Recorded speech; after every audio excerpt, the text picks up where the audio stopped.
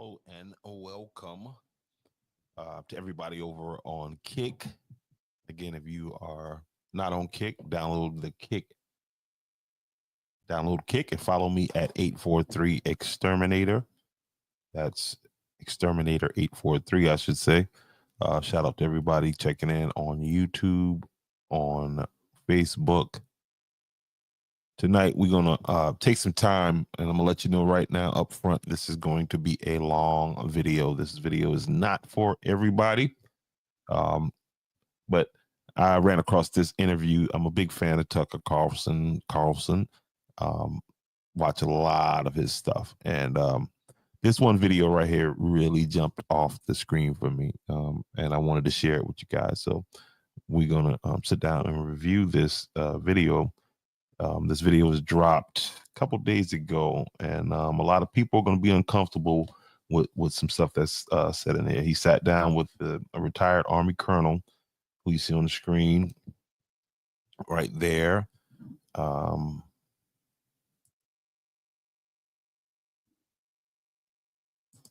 retired Army colonel that you see on the screen right there. This guy right here gave a brutal and honest assessment of his take on what's going on between Israel and Gaza, and America's role in this whole thing. He's a retired guy. He's going to give you the whole spew. Again, this interview is probably not going to be for everybody. I'm not trying to attack anybody.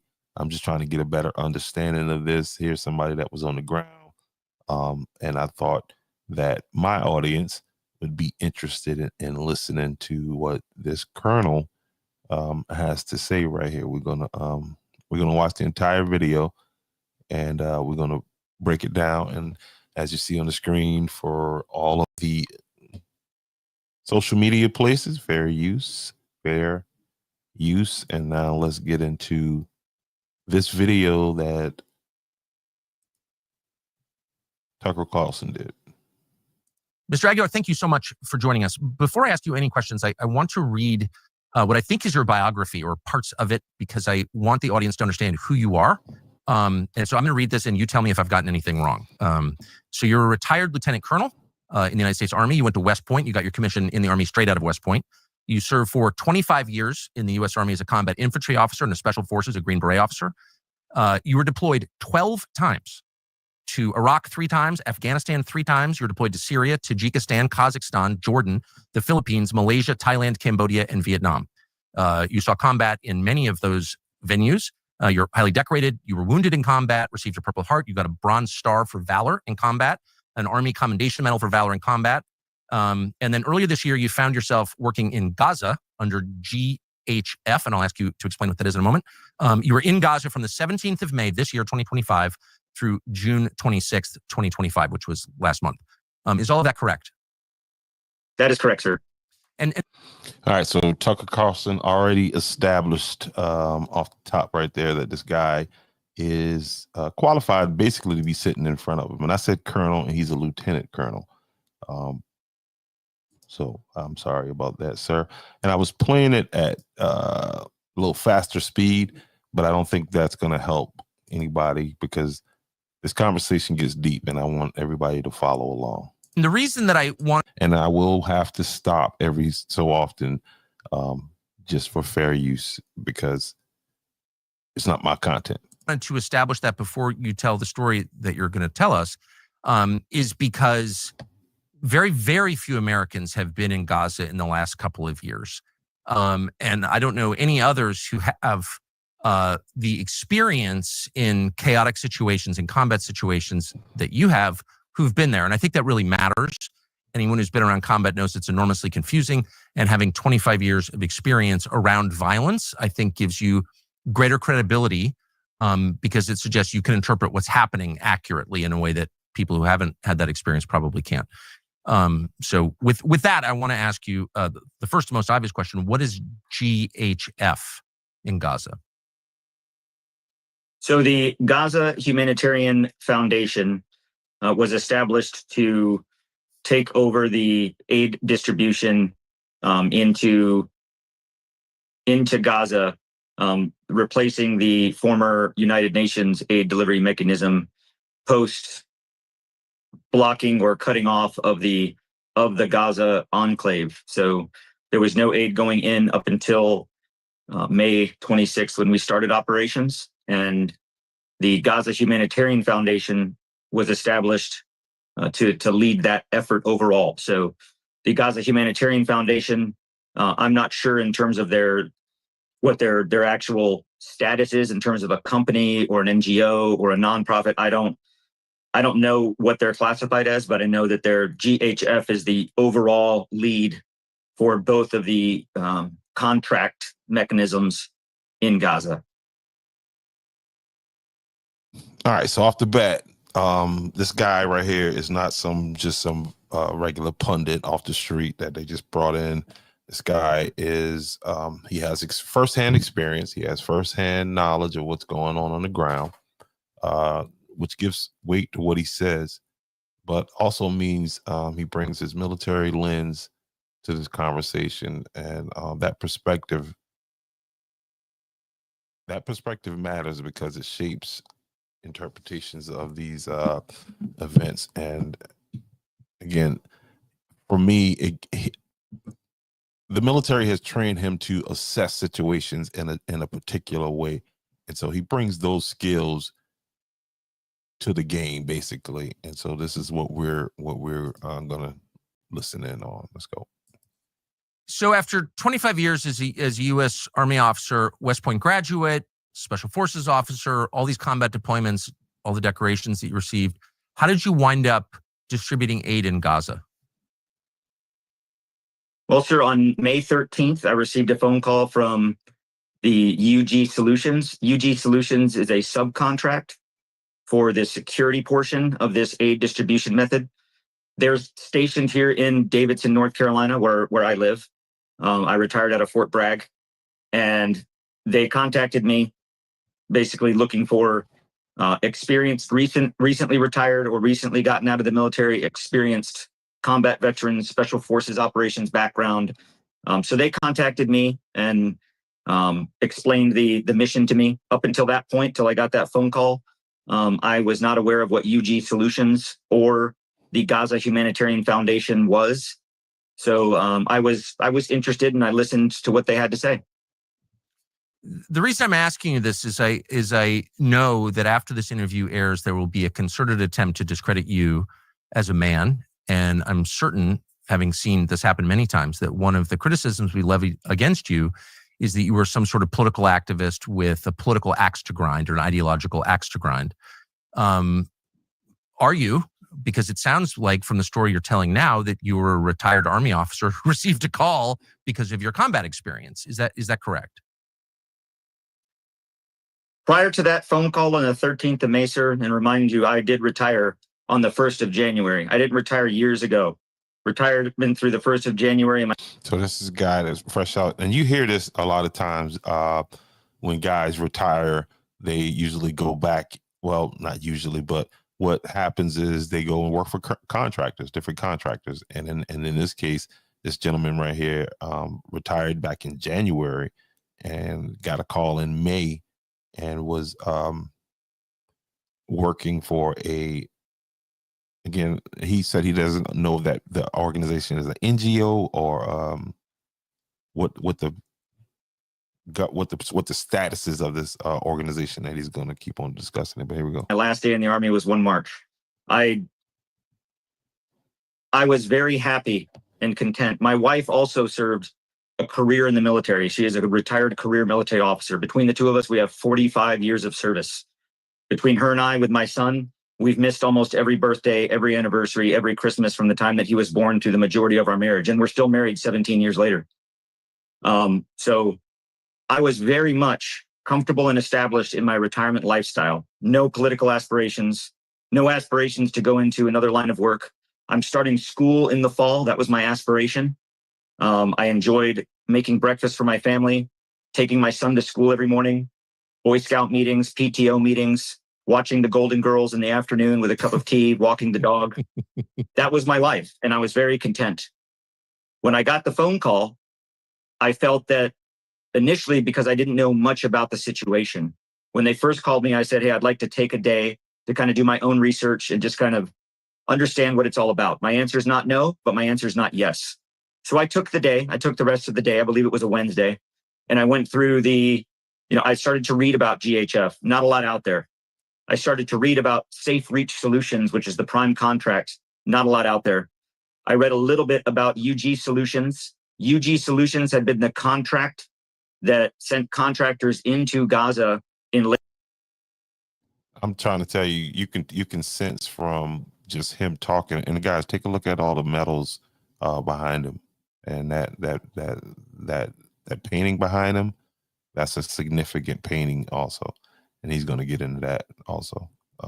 So basically, you're looking at somebody fresh out. You know what I mean? He wasn't really even out of the military, kind of, and was back over doing what he had to do over in Gaza. Got called for that assignment.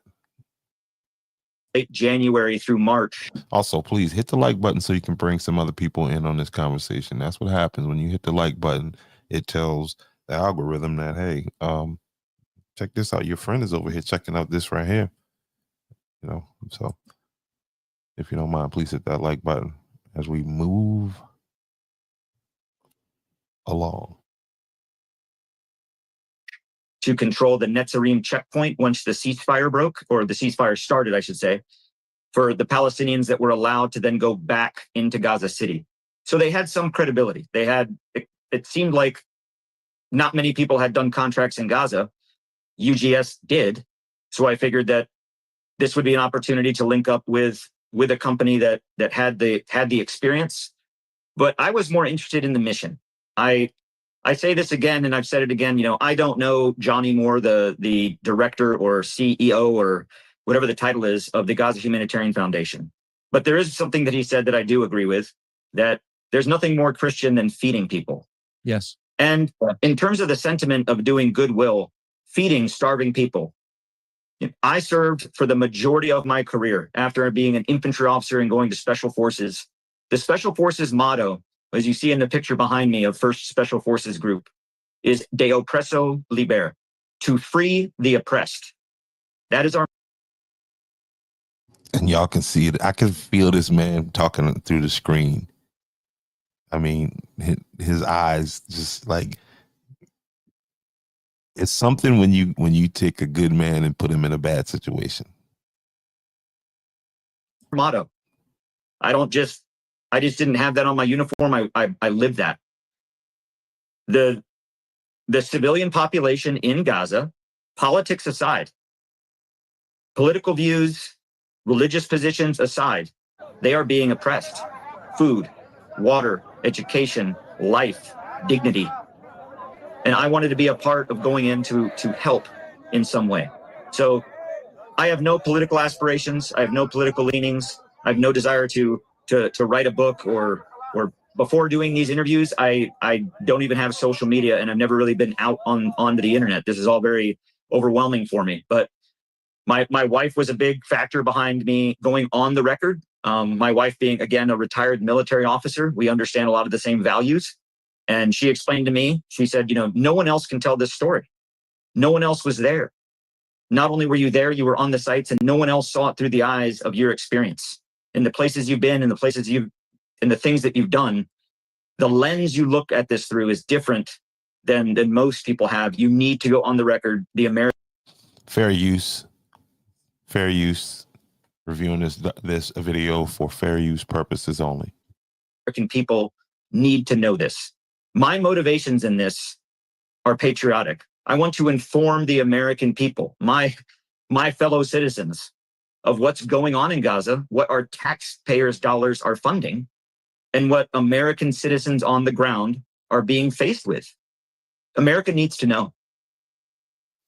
So tell us what you saw, and I'm grateful to your wife for her encouragement on that. I think she's absolutely right. The United States is paying for this, and there is almost no information coming out of Gaza. The news media, of course, are barred. It's been going on for more than a couple of years now. It'll be 3 years in October, and the sense is that there's something profound going on, but of course, there's no way to know what's going on.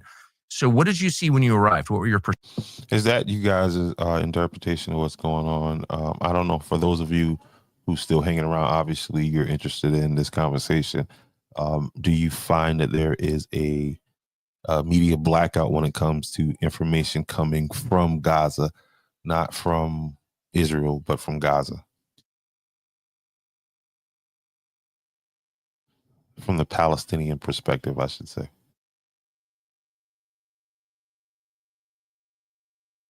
Perceptions of Gaza. So my initial perceptions of Gaza, just in terms of the physical aspect, is that I would just describe it as post-apocalyptic, something from, the akin to Terminator 2, when the T-100s are walking through the destroyed landscape. It's human depravity. It's the oppression of dignity. It's the entire area, like for example, in the south in Rafah.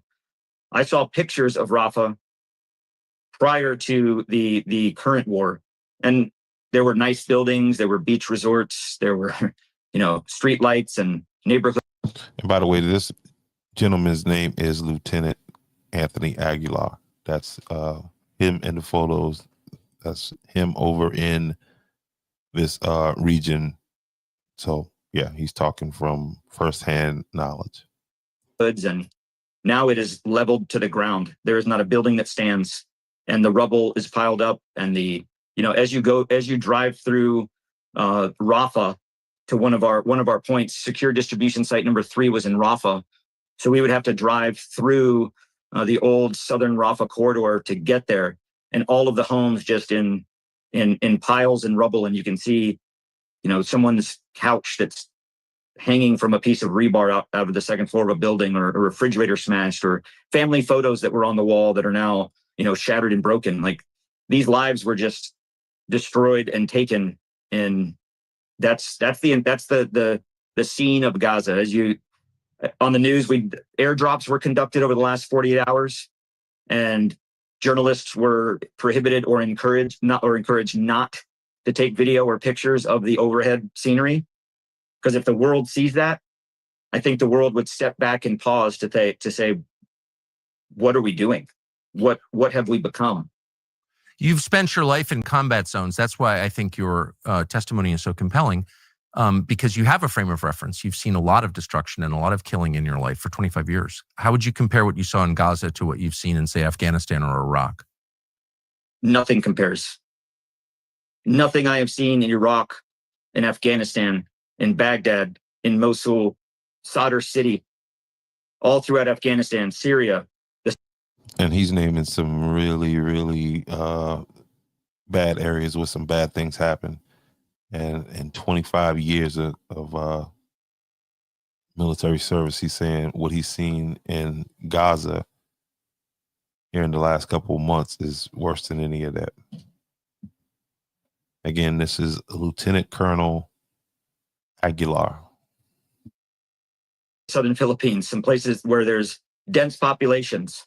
I have never witnessed anything as brutal, destructive, violent, and I would say that steps far over our international laws of how we persecute wars and how we engage in warfare. We've long departed from that standard, and America's a part of it.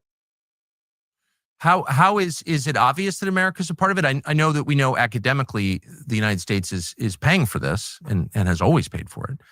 But do you see American weapons? Do you see American military personnel? I mean, how enmeshed in this are we? So the 314 government contractors under UG Solutions, the majority, not all of them, but in the high 80 percentile, are combat veterans.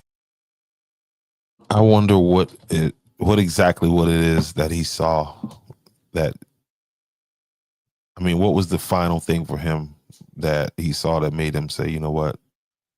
Called his wife, and she was like, look, whatever, because they are putting their reputation and their careers on the line. He's retired, but he's putting it out there. He's saying he's going to make some real big allegations here in a little bit. from the military, directly from the military, combat veterans like myself. You have a mix of law enforcement. You have a mix of people that had experience in various security backgrounds. Within that military portion, there's a good portion of them that are special operations, Marine Corps, Navy SEALs, Green Berets. So all of the contractors on the ground are Americans. And the interesting part of that is that when we first entered Israel, I kind of had to take a pause, and I was like, are you kidding? Like we were and are. We are in Israel, armed with fully automatic weapons and pistols and shotguns and stun grenades and machine guns, going into Gaza on a tourist visa. We are there on a tourist visa. So if my grandmother wanted to go visit Jerusalem, she would be in Israel under the same status that I was. He said he was in Israel on a tourist visa. We are reviewing this for educational purposes only. Fair use. Why is that? At first, I didn't understand it, but then I went and I did some research as to why didn't we do a B1 entry visa as subject matter experts invited by the government or under a different authority. There's various entry visa options. And it dawned on me that, oh, well, if you want to submit for a form of B1 or a different form of the B2 under a work visa, one, that's expensive. And two, that takes time. You have to coordinate that ahead of time. And this mission was thrown together, and there's no one within SRS or UG Solutions that will push back against this, because we all know it. It was thrown together very hastily, and it was just kind of a mix of throwing so many parts together, trying to get it all to come together, that I think things were done to be fast and loose, as I would call it. And that is a statement that we're fast and loose, and that's where things get out of whack. That's where things get out of whack at right there, when you get fast and you get loose. And again, I want you guys to focus on the level of planning that his training has that he had. You know what I mean? I think he's going to get into it. I don't know if they already said it, but he's a West Point grad. His level of strategic training and planning is, that's the one thing that these army officers pride themselves in. That's why companies seek them out. You know what I mean? That's just the truth. So pay attention to this part real close in what he's going to be talking about here. And one of those was, hey, go online, fill out your Israeli visa, get your e-visa, tourist visa, $25, and come on over to Israel. You said all of the contractors are American. The Israeli military, the IDF, leveled Gaza. Are there any Israelis helping to feed or take care of, sustain the life of the Palestinians, or is it all Americans who are helping? So this is what was another aspect that was both interesting and concerning to me, that and I raised this issue early on because, when I use the term war crimes, people think that, oh, you're just exaggerating. Well, I'm well versed in the protocols of the Geneva Convention, the protocols of the laws of armed conflict, the protocols of international humanitarian law, because I had to know those things as an officer leading men in combat. I didn't have the option. Ignorance was not an option. So right. Some of the things now I don't have it, memorized, but there's some pretty key elements in it that kind of stand out. Like I don't know every word to the Constitution, but I can recite the preamble. So I know what some of them are in terms of what the don'ts are. One thing that struck me as concerning is that there are only 4 secure distribution sites in Gaza under the Gaza Humanitarian Foundation. 4. Prior to the blockade and prior to the stopping of UN aid going in, there were 400. So out of the 4 sites that we have, 4 sites to feed 2 million people? Only 4. 3 of them are co-located within 150 to 200 meters from each other. All of them in the far southwest corner of the enclave near the Egyptian border. It's nowhere near the people that need it. North of the Netzarim corridor, which bisects central Gaza from the north. In the north, you have Gaza City and Jabalia. That is where the population right now is the most vulnerable, where you have death, starvation. They're isolated. No aid is going into there, and there's no aid sites there. So prior to us deploying, as a prudent military planner mindset, I'm not in the Army anymore, but I didn't, I still carry the skills. I did a little bit what I would call operational preparation of the environment. I did my research, looked at Gaza, figured out the population, where the population centers were, what people ate. Wow, Ted Cruz, I hope you're watching, because that's where Tucker asked you that question about the population of Iran, and you. But again, man, let's go. Where they primarily lived and what they did, and I saw that, okay, well, the entire northern enclave of Gaza is cut off and isolated, and none of the sites that we've put in are in that area. So who are we providing aid to? So the 3 sites out of the 4 that are all the way down in the southern tip of the enclave, all of them are co-located or nearly located with an IDF combat unit. In that area is where the IDF is actively conducting, and this is not an opinion that anybody can refute. This is a fact. You can look it up. The IDF is currently conducting Operation Gideon's Chariots. It's an offensive operation. It's not a defensive. It's not a security. It's not an aid operation.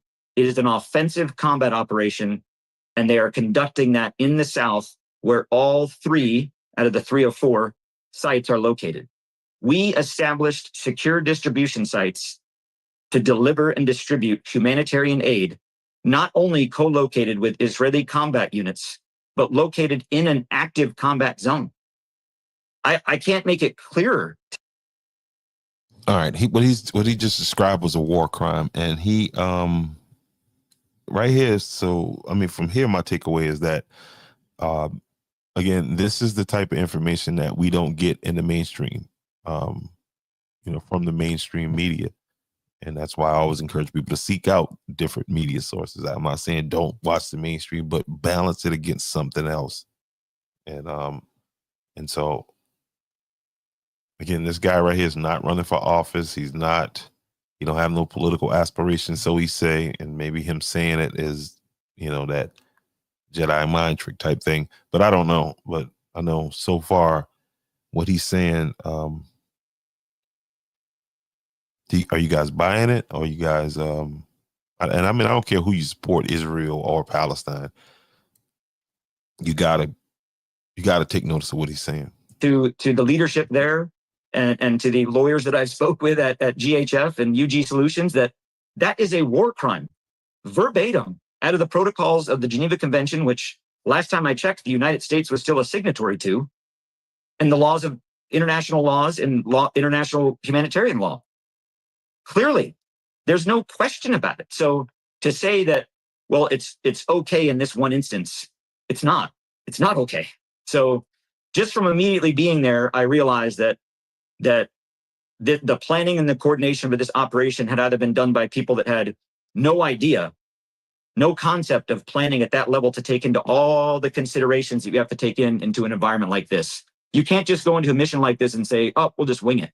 You have to consider the legal, the political, the environmental, the cultural, the military aspects. You have to consider every aspect when you go into planning something like this. And it was obvious that had not been done. So in my mind, I was like, this is either complete ignorance or it's intentional. They were intentionally put here. So I don't know the answer to that. Someday that's going to come out when the truth breaks and the international community looks and opens this box and starts digging into this nasty problem. The truth will come out. That little part right there, did y'all hear that change in his voice? He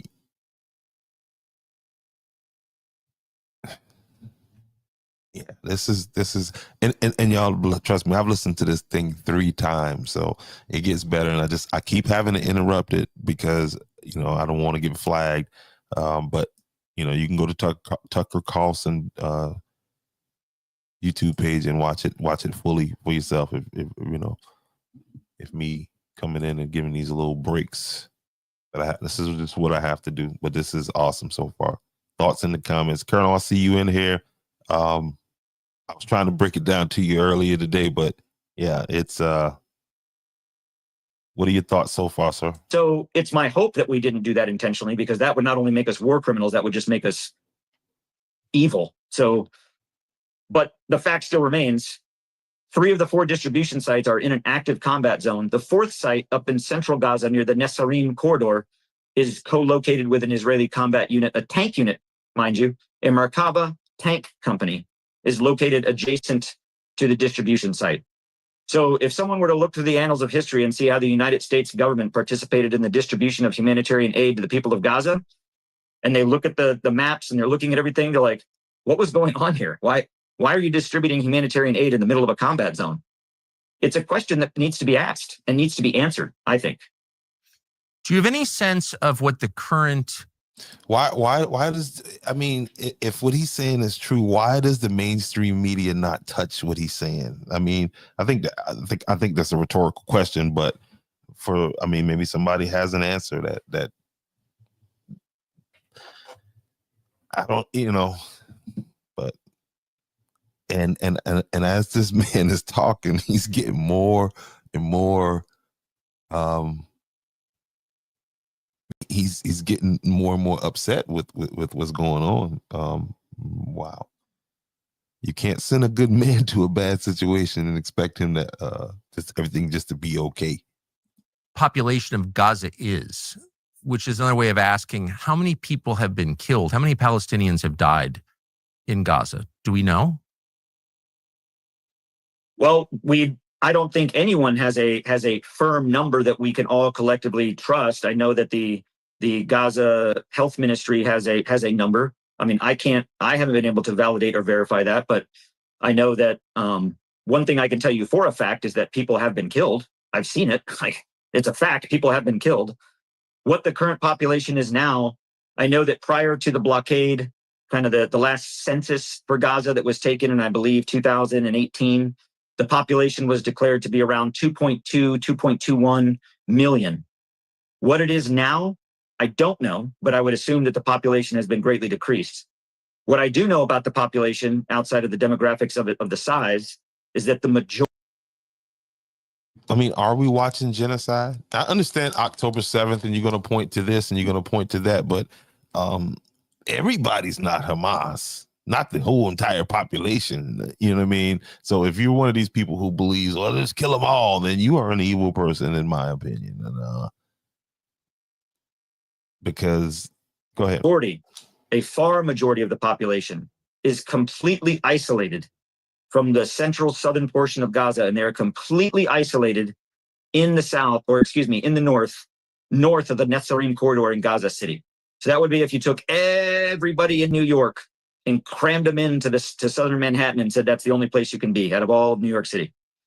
I don't give a damn who you are. A smile on a child's face.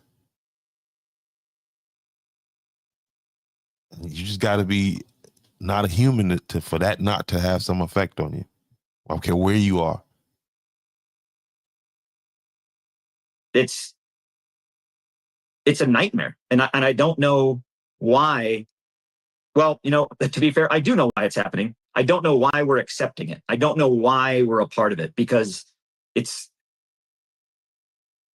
a war crime to do that. It is a war crime to intentionally displace the civilian population on the battlefield in combat operations. What is displacement? Well, moving people from where they live to a place that they don't and not letting them go back. It's in the 4th protocol of the Geneva Convention, and we just turn a blind eye to it. It's happening. Netanyahu himself has said it. Yesterday, Gaza Humanitarian Foundation did a press conference where they even introduced it as, we are feeding the starving and displaced population of Gaza. Okay, Thank you, Chapin Fay. You just admitted to a war crime. You're displacing the population. I mean, these aren't rules that Tony Aguilar wrote. These are rules that the international community wrote and agreed to, and we're not following them. Now, what the IDF does, is that on us per se? At the strategic level, I think it would be as one of our allies. And when he says IDF, he means the Israeli Defense Force. Allies, but at the ground level, maybe it's not. But also, we are reviewing this for educational purposes only. Fair use. Fair use. We are definitely complicit in this ongoing operation. And when the world look what's happened in the last couple of days. France is going to recognize them. Canada is going to recognize them. The United Kingdom is about to recognize them. The reasons why and the politics aside, the fact that they're going to do that is a fact. That is a reality. So the world is going to become far, far more interested in what's going on, because I think the world has taken the blinders off to now look, okay, maybe it's not as. And I think this is why President Trump the other day made the comments that he made about, okay, yeah, there's people starving, because I don't think he wants to. I don't think he wants to go against Israel. I don't think he can. You know what I mean? I simply don't think he can. I don't think anybody can that's in politics. I don't think they can and survive. Let's say that they can, but I don't think they can and survive. But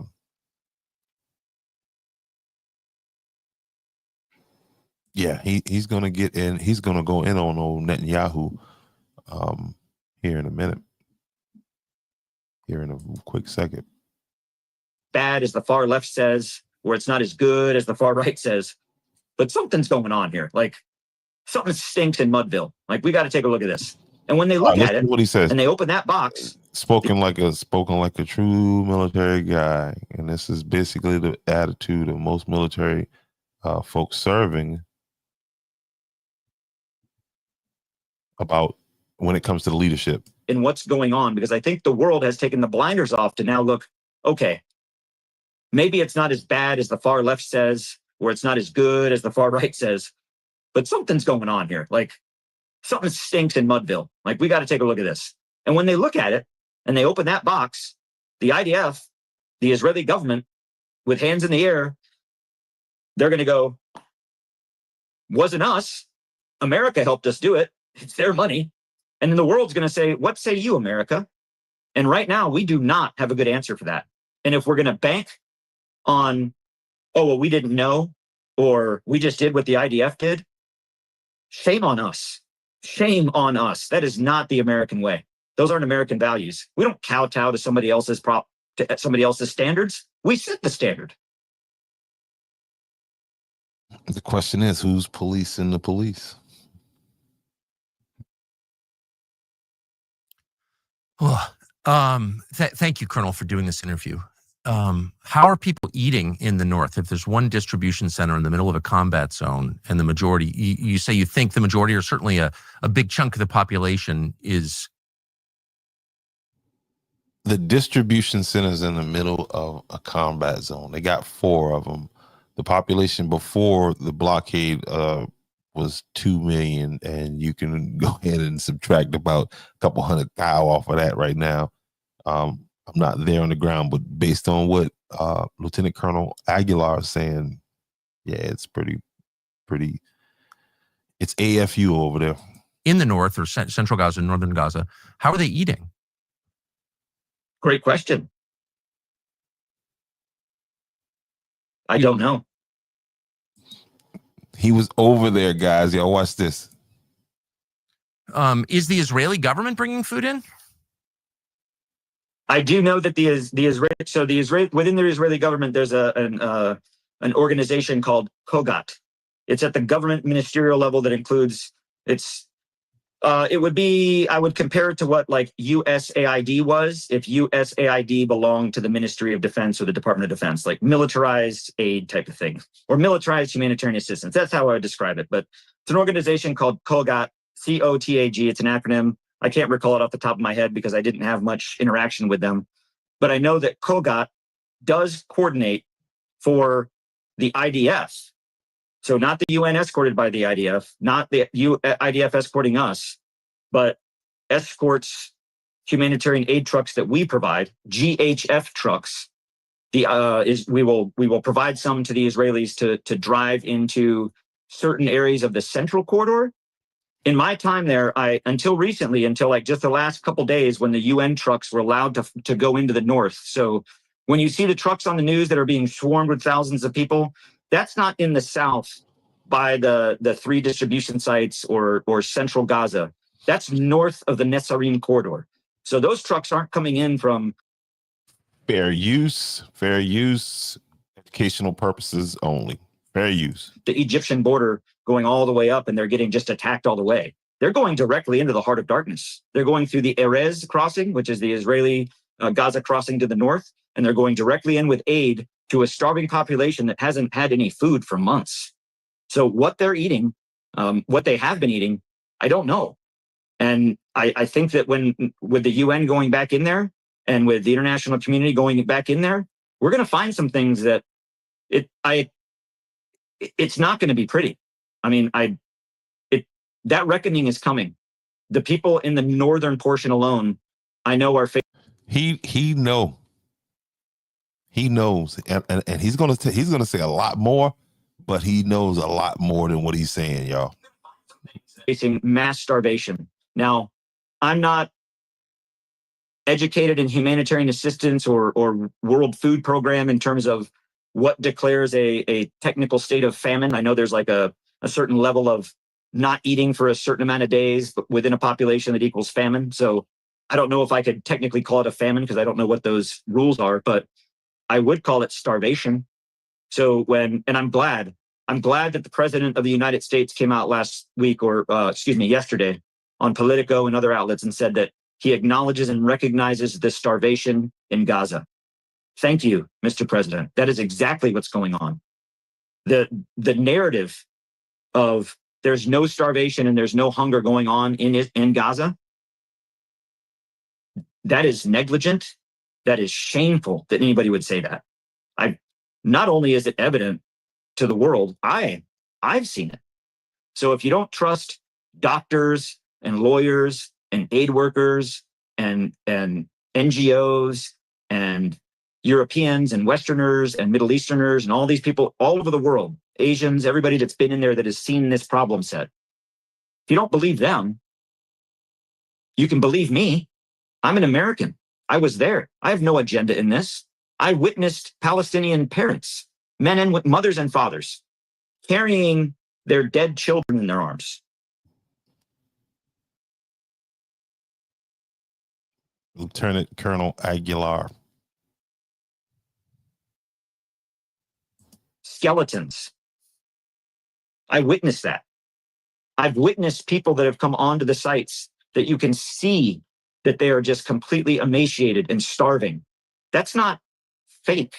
So if the deniers want to think that we got Stanley Kubrick to go into Gaza and take a bunch of crisis actors and shoot a film to fake this starvation, and this video is shot by Lieutenant Colonel. It's real. And people are dying at this point right now because we, the United States, the Gaza Humanitarian Fund, put up our hand and said, we'll do it. The starvation at this point has... How are these images any different from what they found in Germany when the Allied forces finally reached Germany and freed the Jews who were in those concentration camps? How was this any different than that? Gotten worse than it was before because the Gaza Humanitarian Foundation's process is leading to that starvation because it's not delivering enough aid, not even nearly enough, not even nearly to be a fraction of enough. And I've got those numbers quick to talk about if you'd like, but it's shocking when you hear the numbers. I would, and I would be interested at some point to learn a lot more about the Gaza, about this foundation. Gaza Humanitarian I Foundation. would too. I think the world would like to know more about the foundation. And the man who runs it, who was a prominent Christian Zionist, I don't think he has a background in aid distribution. He strikes me from reading about him as a political figure. So I'm a little bit confused by this, but it sounds like we all have reason to be alarmed by it. So if you could proceed with those numbers. We should be alarmed by it. Grateful. I'd feel safer. I'd be safer grading a driving test by Ray Charles than listening to Johnny Moore talk about humanitarian assistance. He has no background in it. Have you met Johnny? I'm sorry to laugh. Have you met Johnny Moore? I have not sat down and had coffee with the man. I saw him when he came to the main control center in Gaza to visit and then go out on a little photo op to Site 1. So they brought him in under heavily armed security. It's like kind of one of the things when the in-laws visit, you put out the good towels. So when Johnny Moore visits, you roll out the red carpet. So of course when he gets there, everything's great, everything's spick and span. But what's funny is that it wasn't spick and span, because while he was there, and another of the, I'm starting to get the impression that Lieutenant Colonel didn't enjoy his time over in while he was over there in Gaza. Supporters that they brought in, Lieutenant Colonel, British Army. I don't know him. I've never met him, but I've seen some of his interviews on site. As he's standing there talking, you can hear machine gun fire in the background. I mean, it's akin to Baghdad Bob in 2003 proclaiming on CNN that there are no Americans in Baghdad as an M1 Abrams tank rolls right behind him. There are no Americans in Baghdad, and then an Abrams tank from the third ID comes right behind him, and he looks back and he's like, "Okay, there are some Americans in Baghdad." Like that's like what this is right now. It's like, no one's starving in Gaza. Well, that person looks like they're starving. Okay, there's some people starving in Gaza. It's like, when is America going to wake up? EHF in Gaza. The third ID, Colonel, would you attach to the third ID? Let's see. Find my place.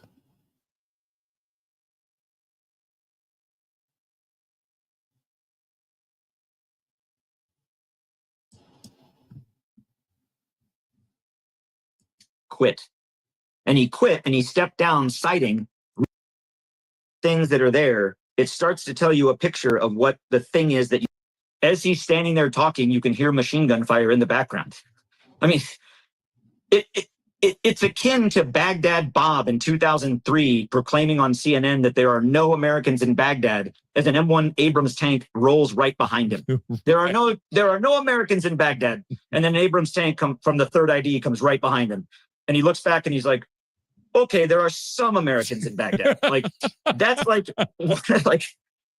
what this is right now. It's like, no one's starving in Gaza. Well, that person looks like they're starving. Okay, there's some people starving in Gaza. It's like, when is America going to wake up to the garbage? This is real. Like, people are dying. So, I'd love to know more about the Gaza Humanitarian Foundation. Not a lot of people can figure anything out. I'd love to. And the thing is that not revealing your sources, not revealing who you are, not revealing where your income comes from, not revealing who your backers are, not revealing what you do, not providing any reports, not allowing reporters to go in, not providing transparent looks at your operation. You know who else does things like that? North Korea, Russia, China. Are those the people that we want to say that we're like? No. America is founded on transparency. Our country was founded on calling out other people's bullcrap, calling out other people's, like, hey, that don't look right.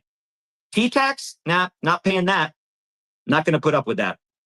America is founded on that. And yet we're just sitting by and letting this happen. And going back, so I have not. So, Colonel, my question would be, he can't have no political aspirations talking about Israel like this. I mean, I don't see a political future for him, speaking against Israel in this manner. So, and I'm looking at him trying to figure out, Is he angling? You know, what's his angle basically? What's his angle here? Is he angling for a political spot? Why is he doing what he's doing right here? What are your thoughts? Well, let me just ask, do you know who is funding the Gaza Humanitarian Foundation? Is it's an arm of the State Department? It's independent NGO? What do you know where the money comes from? I don't who is funding it from its base, and like who has funded it from the beginning, and who put the seed money into getting it off the ground. I have no idea, but I do know that many people in the United States government and within the media outlets have been working for quite a long time to try to figure that out. One indicator for me, it's like when you're looking at a problem, I call it like Occam's razor. When you can't figure out. When he says seed money, I almost went crazy every time I heard him say seed money. Little inside joke. But Occam's razor, that's exactly what that problem is that I had putting that thing together about Andrews. But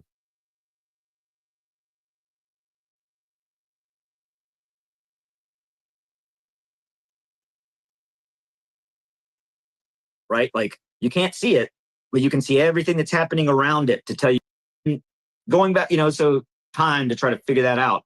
One indicator for me, it's like when you're looking at a problem, I call it like Occam's razor. When you can't figure out what you're trying to find, but you can see the things that are there, it starts to tell you a picture of what the thing is that you can't see. It's like the science of a black hole, right? Like you can't see it, but you can see everything that's happening around it to tell you what's happening. So I would say in this, okay, we have the Gaza Humanitarian Fund led by a Christian Zionist who has no experience in humanitarian assistance and humanitarian aid. That Switzerland would not take GHF's accounts. Hey, y'all, I'm telling you, when Lieutenant Colonel get upset, he listen. When he loses it, he hits it. It's a high pitch, and I cut him off before he did it. But Humanitarian Foundation, Jake Wood, who was a former employee in the beginning of the early paramilitary contractor Blackwater days. I don't know if he was necessarily attached directly to Blackwater, but I know he was in that. Led by a Christian Zionist who has no experience in humanitarian assistance and humanitarian aid. That Switzerland would not take GHF's accounts. Switzerland would even open an account for Jeffrey Epstein. Yeah. And they won't open one for GHF. That's telling. Like, that's like, whoa, that don't pass the sniff test. Furthermore, the number one guy in charge of GHF, Gaza Humanitarian Foundation, Jake Wood, who was a former employee in the beginning of the early paramilitary contractor Blackwater days. I don't know if he was necessarily attached directly to Blackwater, but I know he was in that contractor realm. Jake Wood, the very first day we began distribution on 26 May, cutting of the ribbon, the golden shovel, the shotgun start for the marathon. You know what Jake Wood did? I'm out. Not going to be a part of it. The guy in charge of the entire Gaza Humanitarian Foundation on the day we started distribution for this mothership project. Yeah, they sent the wrong guy over there. Right guy for us, but the wrong guy for that situation, because this type of conversation right here is the type of thing that leads to,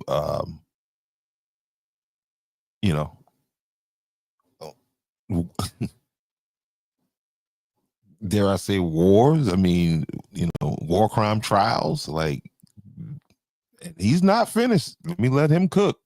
Quit. And he quit and he stepped down citing reasons of unethical practices, not being prepared to execute this mission properly. And that's exactly what it is. So, and then a couple of weeks later, Boston Consulting Group, they stepped down because they found out that there was things going on that weren't initially conveyed to them in the contract. So they left. So when everyone starts jumping ship, you kind of start to look around like, where's the hole? Like right now, I feel like the United States, that we're just rearranging the chairs on the deck of the Titanic. It's snapped, it's going down. And instead of like trying to figure out how to get to a lifeboat or trying to figure out how to call for help, we're just rearranging the deck chairs, listening to the band as the ship goes down, because we believe what people like Johnny Moore say. And it's easily, I wouldn't say it's discreditable. I'm not out to discredit anyone. I'm just here to present facts that GHF themselves have proclaimed. So yesterday, when Chapin Fay finished the Gaza Humanitarian Foundation press conference, of which they took no questions, when he finished, he said, we're going to get back to work delivering 96 million meals to date. We should not be celebrating that. That is not a mark to congratulate. And here's why.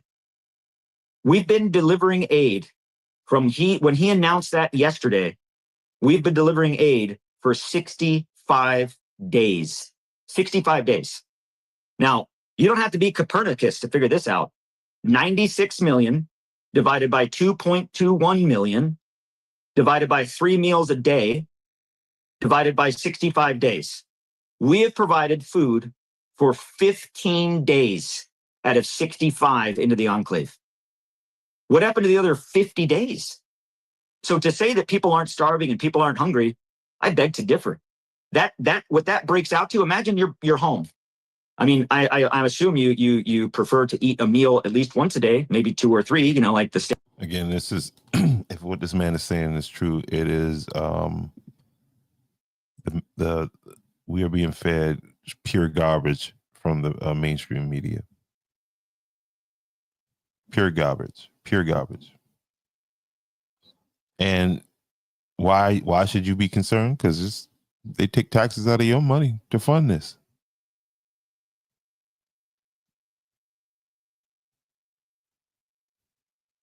That's exactly what they do. Standard breakfast, lunch, and dinner. Most Americans think that is the standard.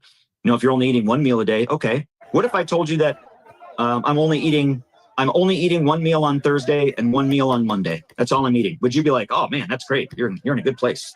No, you would say like, that's stupid. Why are you're starving yourself? It's if my son went to school and the teacher started to notice that he was losing weight and he was emaciated, and they came to my house and they said, Mr. Ag-. Emaciated means he's skinny. He's his bones are starting to show. Is your son eating?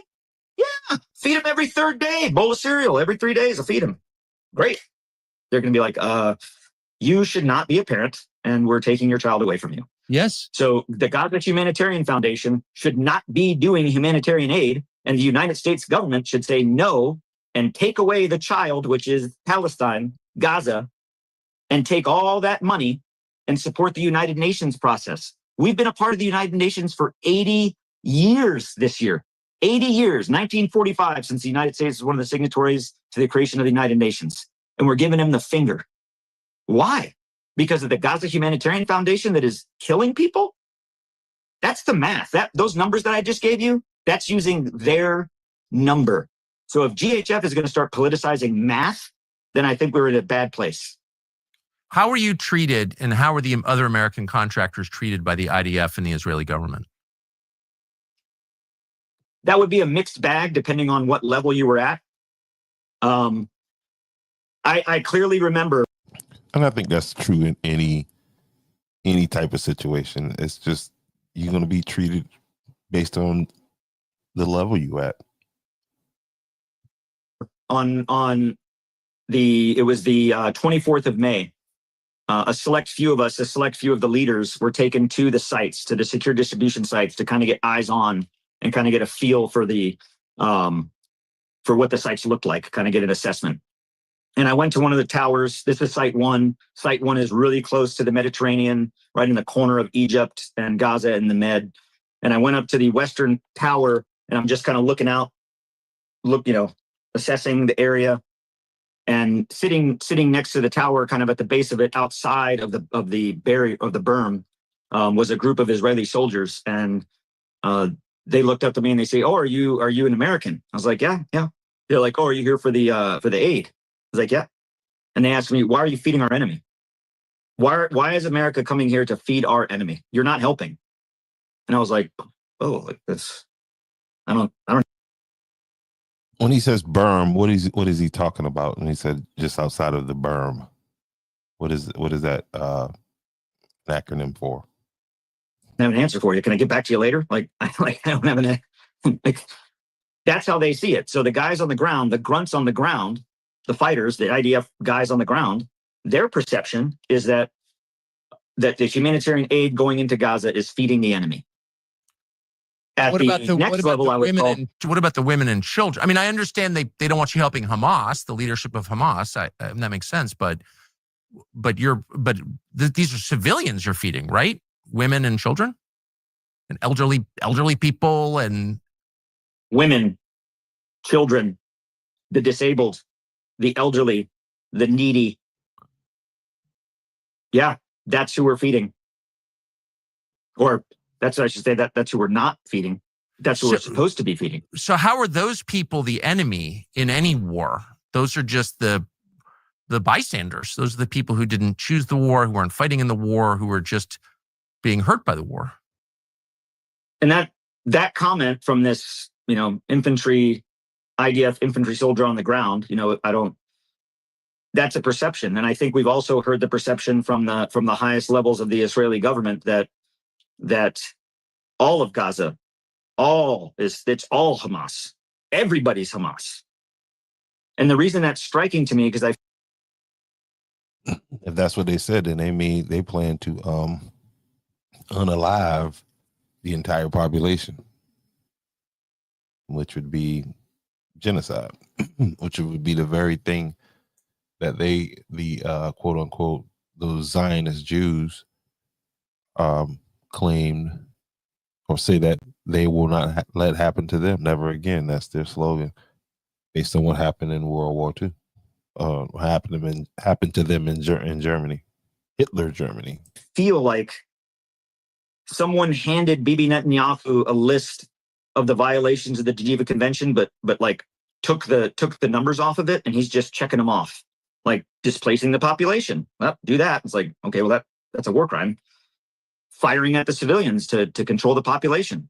Okay, well, targeting civilians with lethal ammunition to control the population verbatim is a war crime. So you got that one, check. What next? What do you got next? We're going to build the humanitarian distribution sites in the middle of combat zones. Oh shit, there's protocol 3. Got it. You just did that one. What's next? Oh, how about we label the entire society as Hamas and kill them all?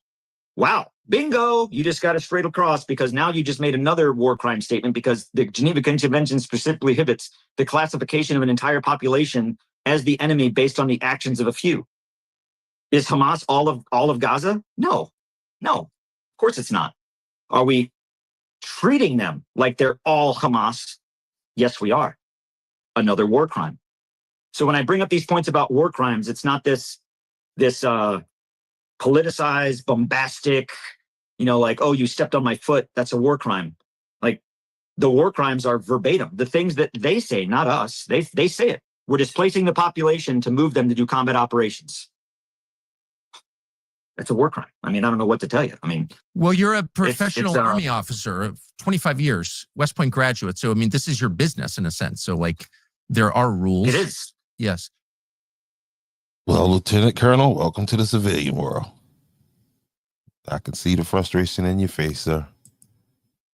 I can see it in your face, written all over your face.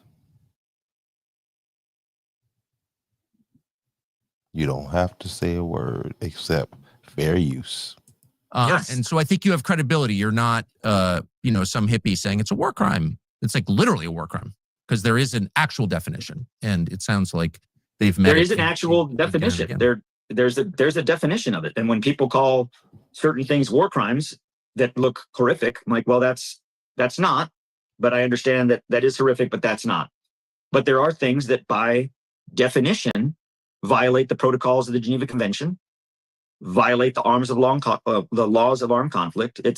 They're black and white. It's like reading a driver's ed manual. Like, stop at a red light. That's the law. It's not something you can do sometimes unless you want to get a ticket. So it's one of those things to where it's like there's a book that tells us these things. The answers to the test are in this book. Someone should read it. Well, they also violate the conscience of any person watching. And that's enough for yes. us.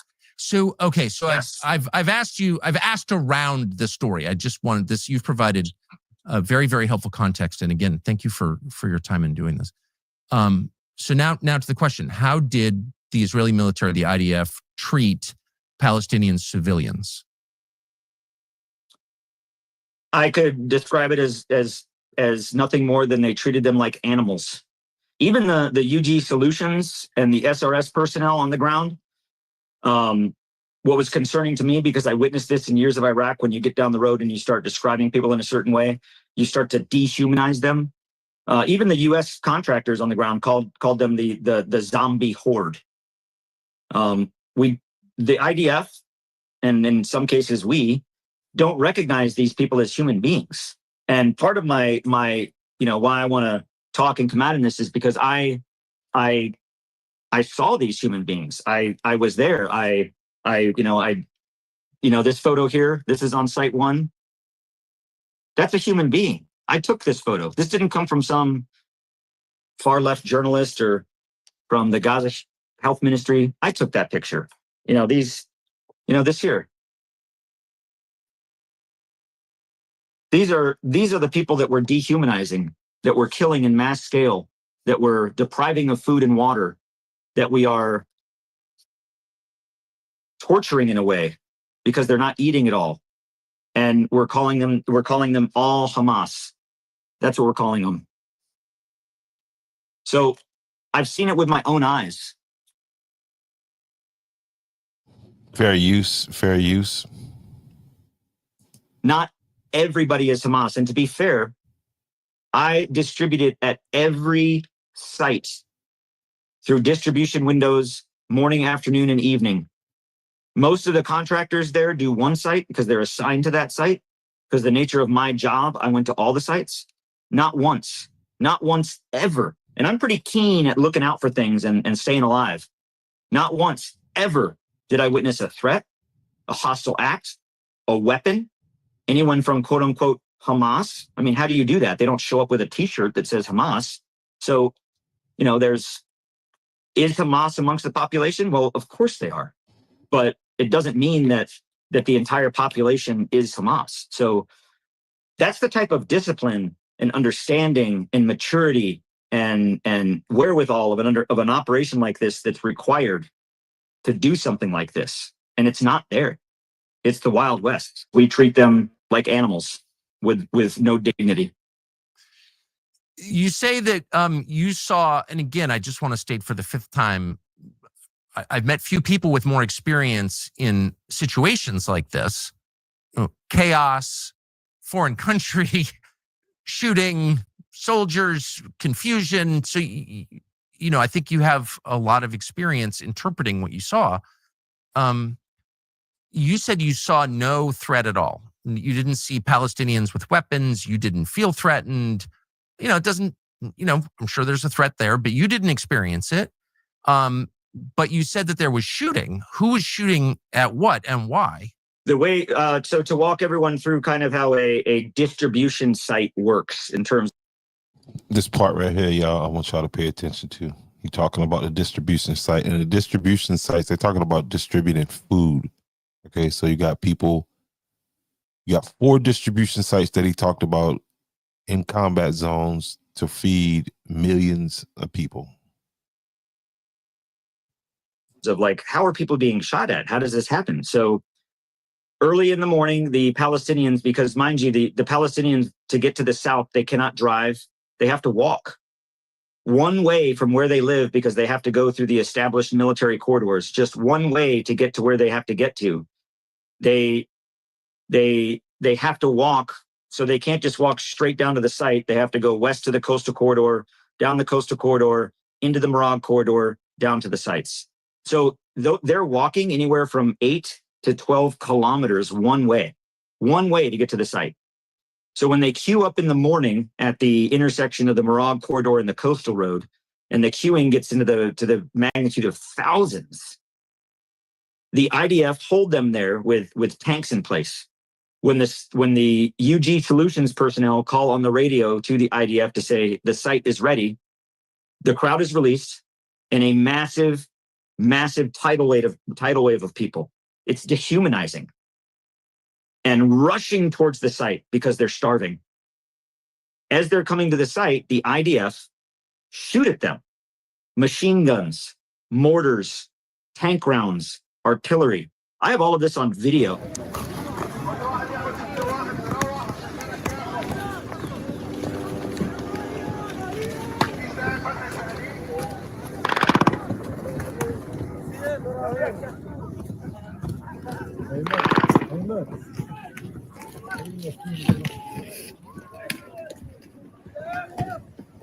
Within a matter of minutes, 2 minutes, 15 seconds,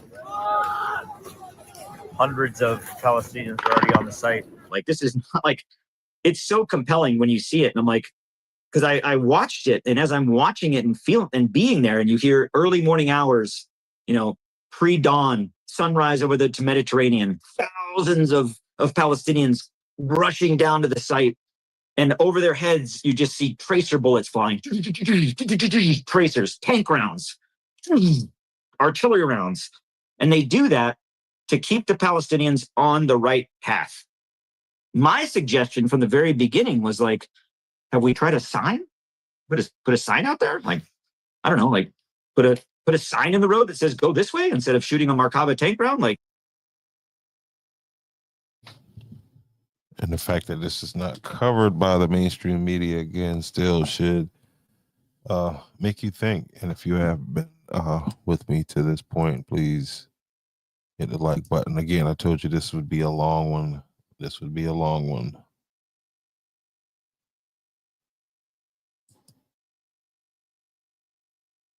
I think that would be a great way to kind of start. Nope, cost too much. We're not going to do it. Oh, okay. Telling. That's a telling proposition. So as they're coming to the site and they're getting shot at, it's dark.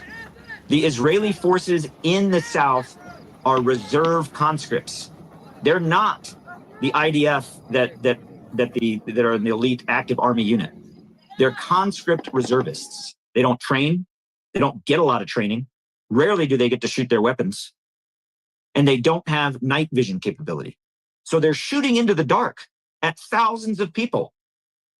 To say that when the sun rises and bodies are strewn along the road, and the IDF say, "Oh, we didn't do that." Really? Well, then, how did that happen then? Like, you did do that. Like, you did do that. Oh. Again, how is this any different than the images that you can go online right now and see when the Allied forces went into Germany and saved the quote unquote Jews? How is this any different than what they're doing to the Palestinians? And it wasn't the Palestinians that did that to them in Germany. But they always want you to remember the Holocaust. Hamas did it.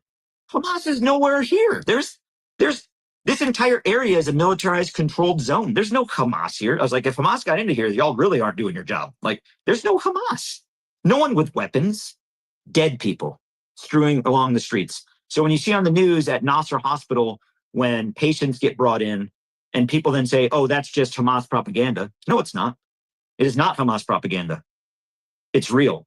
The shooting, the indiscriminate shooting, when they get onto the site in this mass crowd, just imagine, if you will, if it was Black Friday at Walmart and they cleared out the Walmart, they moved everything out. And in the middle of the Walmart, they just put a box of TVs and they were free.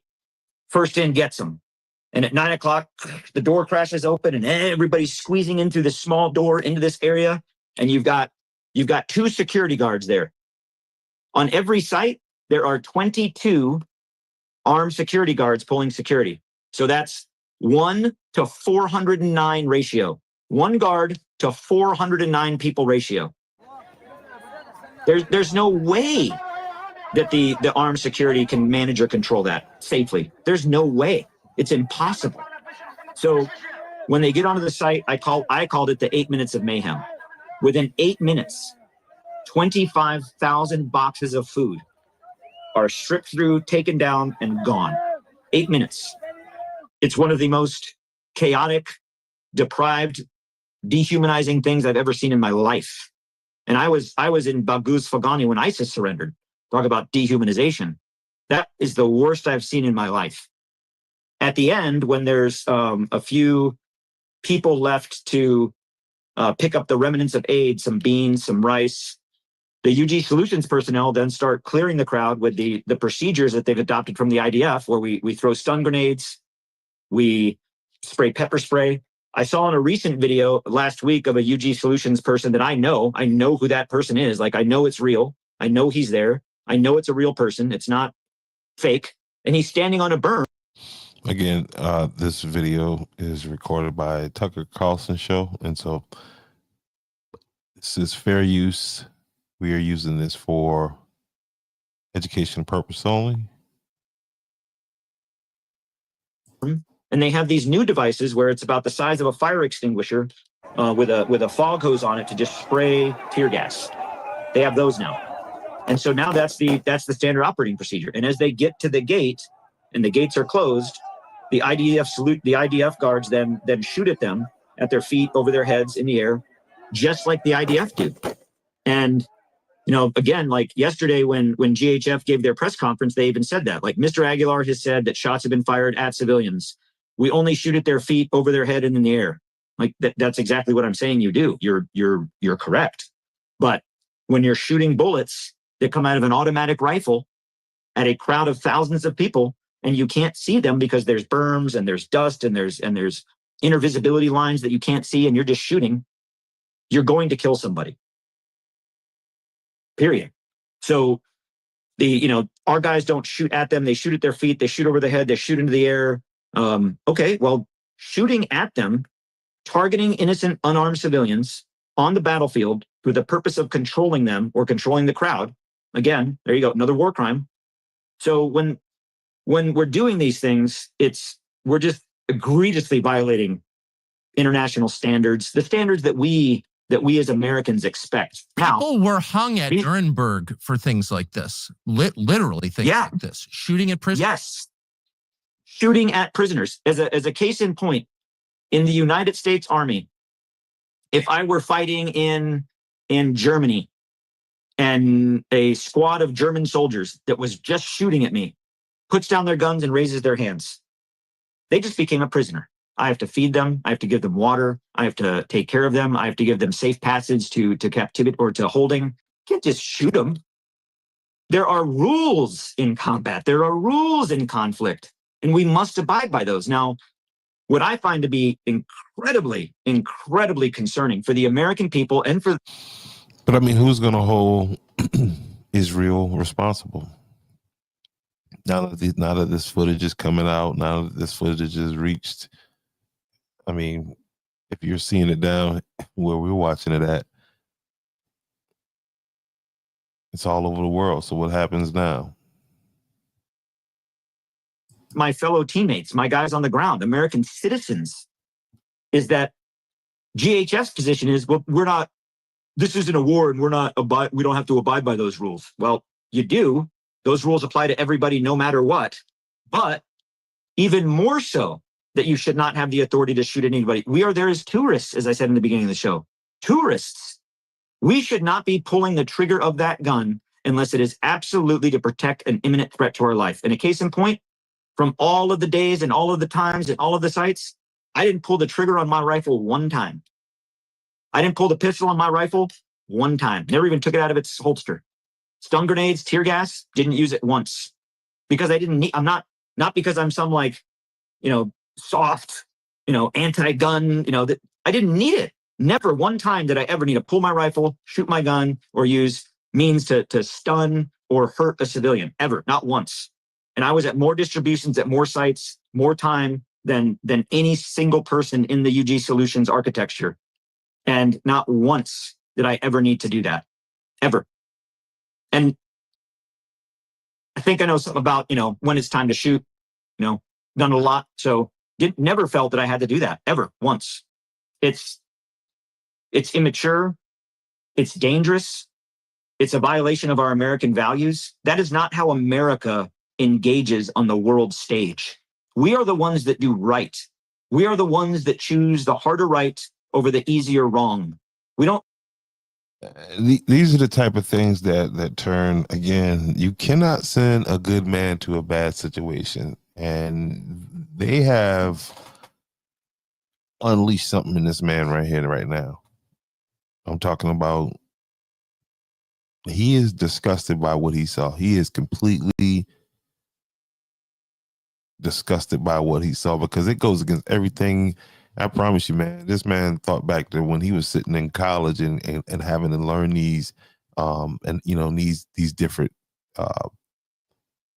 war crime laws of the Geneva Convention,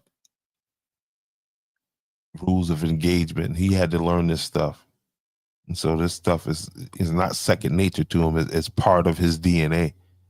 And so, yeah, he's putting it out there.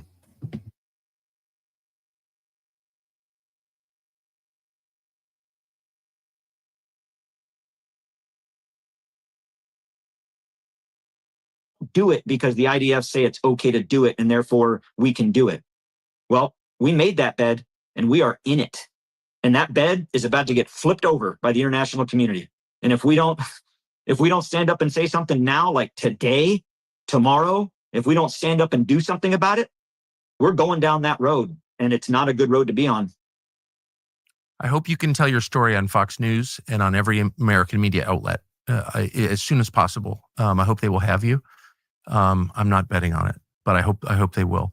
So let me ask you about the story that you have told. That's a really difficult story, awful story, but about the boy who you were in contact with, who was killed, shot to death. What happened? So, this little boy is similar in age to my son, brown eyes. My son has brown eyes. I see my son's face when I look at him.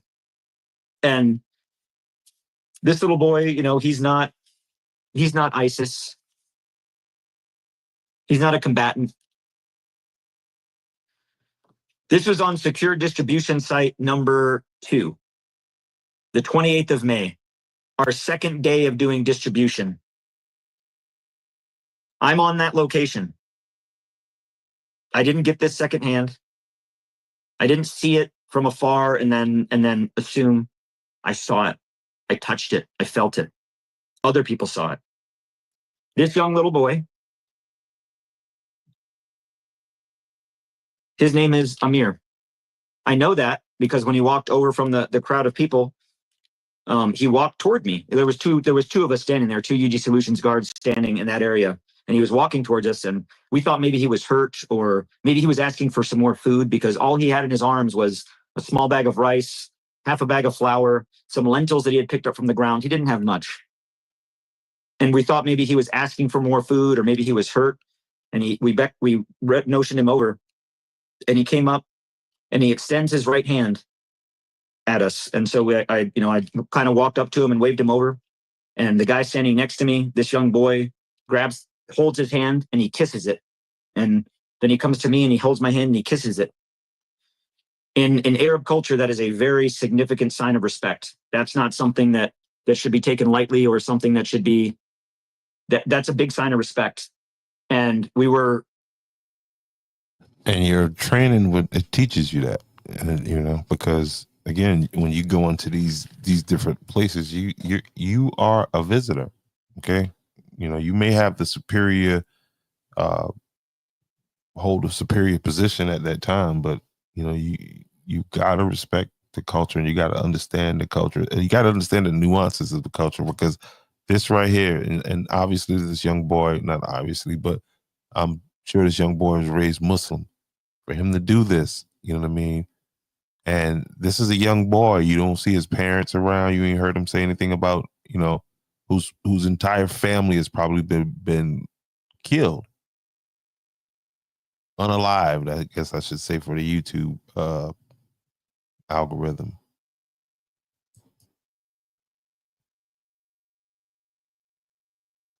This is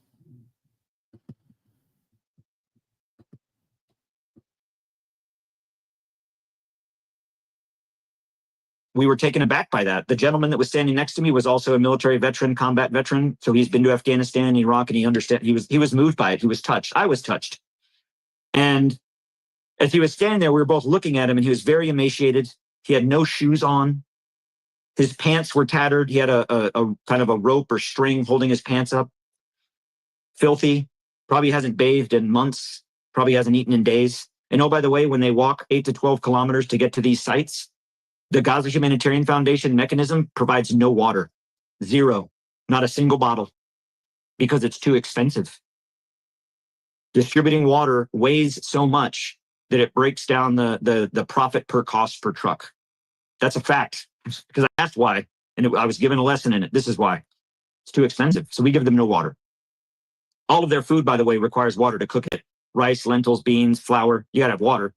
So what we're giving them, I don't know how they're eating it, but he's standing there, and I put my arm on his left shoulder, and I look at him, and I can feel the bones in his shoulder. I can feel the weakness in his arm. I can feel the vulnerability. I can feel the desperation. And I look at him, and I got down on my knees, or I'm looking at him in the eyes, and then I say to him, I said, people care. America cares. You're not going to be forgotten. People in the world care.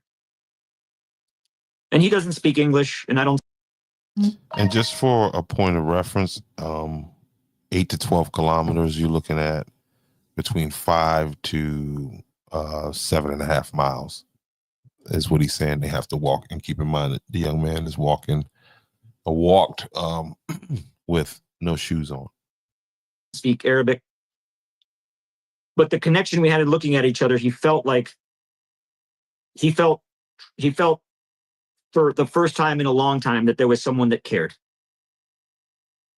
And I got down on a knee, and he came in to his level, and the items he had in his hand, he sets them down on the ground. And he raises his hands, and they're small, fragile. You can see bones sticking, just the bones through the skin. And he places his hands on my face, and he kissed me. And he looked at me in the eyes, and he says, "Thank you." He said it in English. "Thank you." Like, people are starving in Gaza. People are dying in Gaza. These children that are starving and dying, these children, they look like everyday Americans. This child is picking up noodles off the ground with his bare hands because there was no food left. So he's picking up noodles to put into his backpack.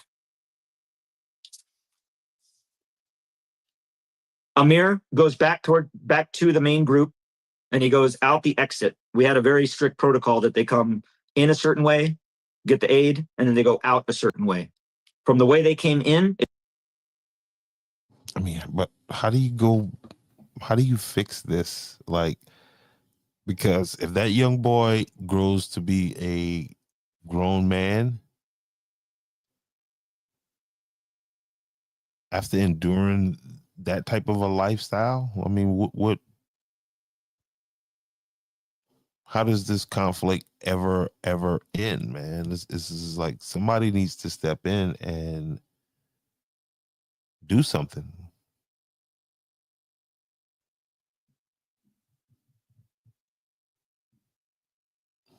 Damn, Lieutenant Colonel. It takes them back to the way they came in. The exit takes them back that same way. So they enter from the Morag corridor. They go south. They go through the station. They exit, and they go north to the Morag corridor. So coming in and going out, they're tied right back into the active combat zone. Site number 2 particularly is a little bit different than the other sites because it's in between site 1 and 2. And there's an IDF combat outpost just off the corner of SDS 2. So there's a berm that lines that road going out. So if people are leaving the exit and someone is on the east side of the berm shooting into the crowd over here, you can't see what's on the other side of that berm because of the obscuration, the field of fire. So the IDF are shooting at the crowd that's leaving. As the crowd left and they would hit the Morag corridor to go west, the IDF would shoot at them, shoot at their feet, shoot over their head. We would shoot at them, shoot at their feet, shoot over their head, shoot into the air. And the bullets start hitting off the ground. There's video of this. It's on the BBC video. Hitting off the ground, see dirt flying up. And I was still on the site. I was below the berm. It was the second time we had done distribution. So when I heard the gunfire kick off, the automatic machine gun fire, I thought we were under attack. I thought something had happened. So I ran up to the southern berm and I laid down to take cover. You know, I'm observing and I'm looking, and I see the shooting keep going on, like just the rap and Palestinians dropping on the side of the road. So Amir didn't make it home. He walked 12 kilometers to get some food, picked up scraps off the ground. That's all that was left, because the 8-minute mayhem took all of the food. And by the time he got there, walking with no shoes, hungry and tired, the only thing left for him was to pick up some remnants off the ground. And when he left, he was killed by the IDF. Why? Because they lack discipline, they lack standards, and they lack basic human decency. Now, do I think that they intentionally shot him or shot the people they were shooting at? No. But when you use machine guns and tank rounds and mortar rounds to control a crowd, what do you think is going to happen? So I understand he got to say what he got to say. I think they intentionally doing it. And I mean, obviously there's no, like you said, no discipline. And when he said, so these conscripts, basically they just taking these people, you know, they not even as well trained as our reserve. They are just like, hey man, grab a gun, come on, we got to go out this week. And you don't even worry about it because we got the superior, you know what I mean? We got machine guns, they got rocks. Don't even worry about it. You don't have to be, you know what I mean? Just point and shoot. The United States stands by and watches it. As in the press conference that GHF gave last night. Will the IDF shoot to control the crowd? We only shoot at the crowd in the air around them or at their feet. We don't shoot into them. Unacceptable behavior. That is not how professionals behave when dealing with a civilian population. You use things like signs. What I thought would be another great tool would have been a loudspeaker with a microphone with an interpreter. Because no one there speaks Arabic and they don't speak English. So when you're dealing with a crowd of 8,000 to 9,000 people and you're trying to communicate with them, and I was like, how about before we start shooting, how about we do two things? One, we provide a loudspeaker with a translator. Two, we put signage. We put signs out there that say, go this way, go that way, turn left. They don't know where they're going. They don't live here. But I mean, Israel is supposed to be this country, or is this country of a bunch of intelligent people, obviously. And what he's describing is a situation where there is no effort to, again, there's a dehumanization process that is in place right here. And I don't know that a lot of good, quote unquote, Christians ever heard this perspective. Again, this is not some talking head that's telling you this. And I know a lot of you have no respect for military. You know what I mean? Some of you will say it out of your mouth, but you don't because you don't understand the depth of what these people have to do. You know, you kind of, you have a laissez-faire attitude toward this type of thing. A war zone. So the only way I could describe the sites is death traps. And they didn't become death traps. They were designed as death traps. And the United States puts aid and we lure them in. And when they leave, they get shot at coming and they get shot at going. So the reports you hear from Nasser Hospital, which is about 5 kilometers from site number 2, Nasser Hospital, that you hear all the reports of dead civilians coming in to get treated. The doctors have said this is grotesque. Doctors have testified that every time GHF does a distribution at site 1, 2, or 3, which the road from those goes directly to the Nasser Hospital, they get a massive influx of patients to what they call mass casualties. an MCI, mass casualty incident, every time. Have you ever heard It's of not a any coincidence. other country do it? I've never heard of anything like this, but I haven't spent 25 years deployed in war zones. I just want I've never seen it You've never seen this anywhere. anywhere to this scale. Now, in other countries that I've been in with partnered forces, are there sometimes an errant or undisciplined, bad apple in the group that you discipline and you correct that behavior? Sure, I've seen that. At this scale, to where it's widely accepted, but then to also the fact that the UG Solutions contractors also do it under the guise of, well, the IDF do it, so we're fine with doing it. And keep in mind, now, he earlier said that those contractors, they are in the country on a tourist visa. So, like he said, also, there should never be, well, not never, but the only situation where they should be drawing their gun is in a life or death situation. Never have I seen an American behave this way. Never have I seen an army. And I've seen some pretty ragtag armies in my day. And never have I seen this level of depravity and just disrespect for human dignity. And the word I keep using, because it's the only way I can describe it, is because America is giving tax dollars to it. It's un-American. Now, you came out and told this story, I think 2 days ago, or a couple of days ago, for the first time in public that I'm aware of. And there was immediate pushback, as there always is. And your integrity was called into question. You're a liar. You're a propagandist. And this boy is not dead. This boy is not dead, is what they said. Can you address that? I directly communicated to the lawyer in the GHF press conference that I demanded that he retract that, and I gave him the facts. And this is why. The picture that they used, that GHF used and has circulated, the picture they have of a small boy with a contractor with his hands on his head, juxtaposed to the picture of me that I took with this boy standing next to me. What's ironic is that the picture they have of the contractor standing there with his hand on the boy's head, I took that picture too. It's like they're giving me back my own material as proof to the material. It's absurd. So the picture that I have, this picture with me, myself, and Amir and everybody on site, that is distribution site number 2 on the 29th of May. That picture's been geolocated, metadata checked. It's legit. So this is not something that, is a year ago. This recently happened. And this, you can see here in this video, right, that's not the same little boy, if that's what he's getting ready to say. The picture that they provided to say, oh, look, here's a picture of this contractor 2 days later with Amir. Disgusting.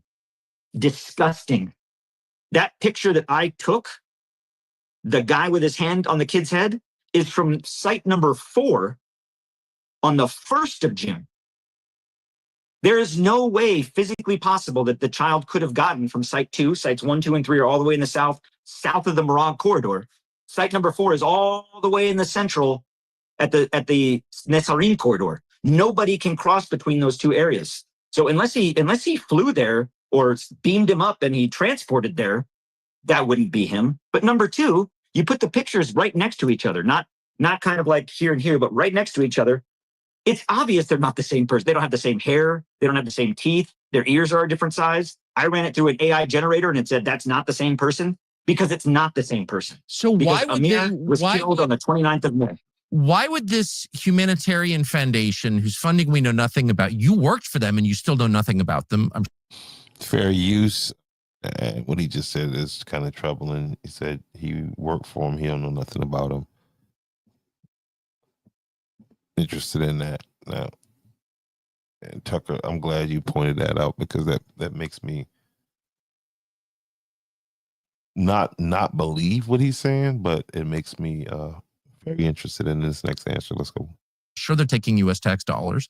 run by this Well, they are. sort of, That's a fact. they're taking U.S. tax dollars, run by this Christian Zionist kind of preacher, maybe. It's not exactly clear who he is. I looked him up online. He's got all kinds of business ventures that don't, I'm not going to pass judgment, but he also says he's a preacher.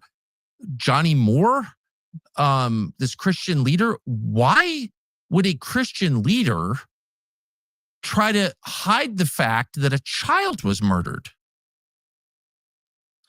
So here's my take on it is that, and the other thing is that there's humanitarian organizations in Gaza that are currently from that photo looking for the next of kin. And that will come out soon when they confirm that he is dead. That has also been put out to the Nasser hospital to confirm, that boy was brought in on if he was brought in. So the truth will come out. The truth. One thing they didn't teach in West Point, where these military guys go to Army college and all that, they didn't teach them how to balance the camera, because that's a trait of these. Truth always wins. I've known that in my entire life. The truth always wins. And I know it's the truth because from the picture they provided on site 4 and the picture they provided on site 2, I took those pictures. I was standing there. Like, I took those pictures. So for the concept to say that, oh, look, here's Amir a couple days later at the same site. First of all, they said, here's Amir a couple days later at the same site.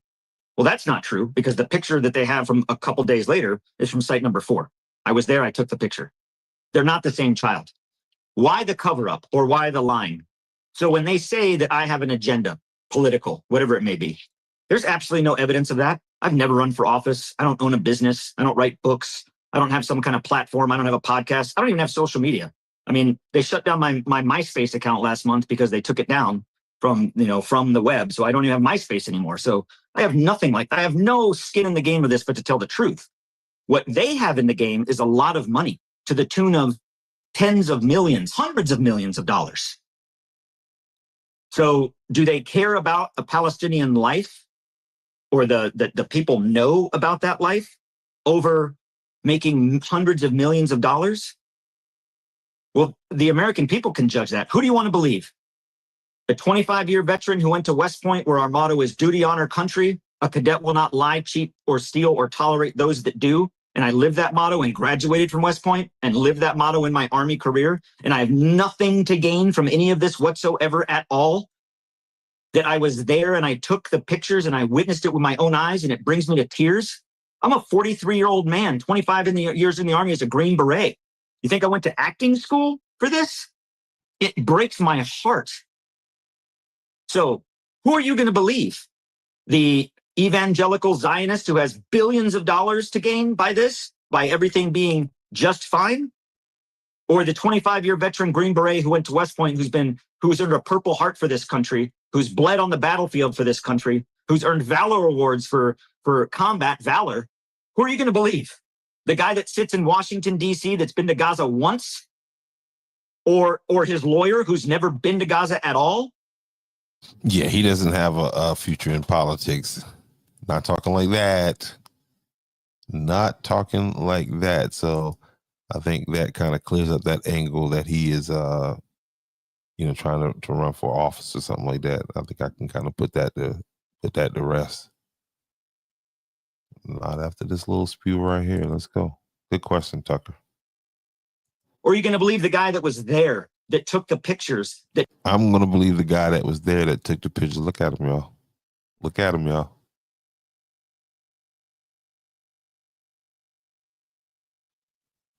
Look at him. Touched the boy, that saw it with my own eyes. So who are you going to believe? That's what I offer. Yep. Well, I think most people watching will make up their minds on that pretty quickly. We are going to attempt to interview Johnny Moore, and I hope he agrees to that. But anyway, man, and that's the end of that. I'm telling you guys, I don't know. For those of you who hung around, I guess you felt the same way I felt about it. That is some compelling stuff right there, and I'm interested to see what it leads to. But old Lieutenant Colonel, he laid it out there, did a good job. And again, I agree. Yeah, we need more, not enough leaders like that. That's again, they picked the wrong guy. I guess they figured, they were going to give him a big enough paycheck that he would overlook that stuff, or maybe they thought he viewed would view the Palestinians through the same lens. You know what I mean? But don't know why they brought him over, but I'm glad they did. And I'm sure at some point, maybe some of the Palestinian people will appreciate him too for everything. But I appreciate you guys for hanging out. It's been a little ride right there, but I'm out.